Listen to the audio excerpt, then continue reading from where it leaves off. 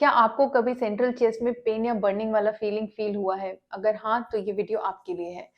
अब एक चीज़ होती है गैस्ट्रोएसोफेजियल रिफ्लक्स डिजीज़, जिसे कि कॉमन टर्म्स में लेमैन या फिर पेशेंट्स कहते हैं गर्ड, यानी कि रिफ्लक्स का प्रॉब्लम। अब ये रिफ्लक्स का प्रॉब्लम क्यों होता है? तो देखिए, फूड पाइप है, स्टमक है, और फूड पाइप और स्टमक को कनेक्ट कर रहा होता है एक रिंग लाइक स्ट्रक्चर जिसे कहते हैं स्फिंक्टर। अगर वो स्फिंक्टर रिलैक्स होता है, उसकी वजह से आपको रिफ्लक्स का इश्यू आ सकता है। रिफ्लक्स के इश्यू के और कारण होते हैं, प्रेगनेंसी के टाइम पे स्फिंक्टर रिलैक्स्ड होता है because of the hormonal changes.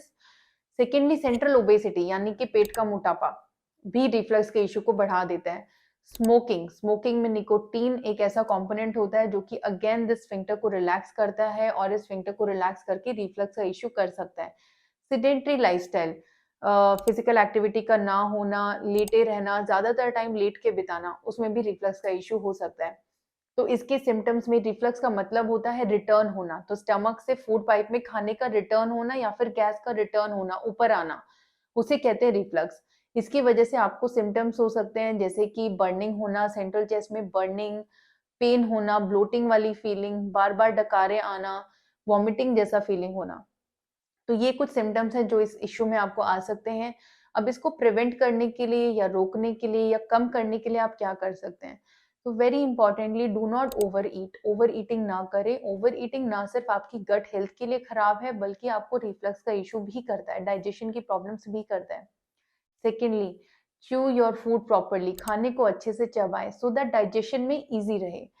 खाना जब भी स्टमक में अच्छे से च्यू करके जाता है, तो एसिड को उसके कंपोनेंट्स में डिवाइड करने में, कार्बोहाइड्रेट, प्रोटीन, फैट, और उसको एब्जॉर्ब कराने में, हमारे ब्लड सिस्टम में पहुंचाने में कम मेहनत करनी पड़ती है। So chew your food properly, very important for your digestion. Thirdly, avoid alcohol, avoid smoking. Smoking और अल्कोहल को अवॉइड करें। स्मोकिंग में, जैसा कि मैंने आपको बताया, कंपोनेंट होता है निकोटीन, जिसकी वजह से स्फिंक्टर रिलैक्स होता है। तो अगर आप उसको अवॉइड करेंगे तो रिफ्लक्स का इश्यू थोड़ा कम होगा।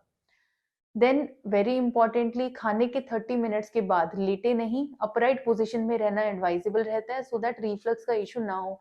नेचुरल सी बात है कि अगर आप लेटेंगे तो स्टमक से फूड पाइप में फूड का ट्रैवल करना या फिर गैस का पास होना, रिटर्न होना, ऊपर रिफ्लक्स आना नेचुरली बढ़ जाएगा। तो ये कुछ टिप्स हैं आपको जीईआरडी के इश्यू को, यानी कि रिफ्लक्स के इश्यू को कम करने के लिए। अगर आपको ये वीडियो अच्छा लगता है तो ज़रूर शेयर करें। Let me know in comment section if you are facing the same issue. Thank you.